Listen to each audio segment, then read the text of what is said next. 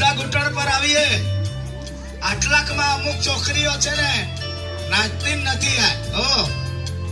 આજે નાચવાનું છે. હા, ઓકે, ઘૂંટણ પર આવીએ. આવો પ્રાર્થના કરીએ અને પ્રાર્થનાના ગીત દ્વારા શરૂઆત કરીએ.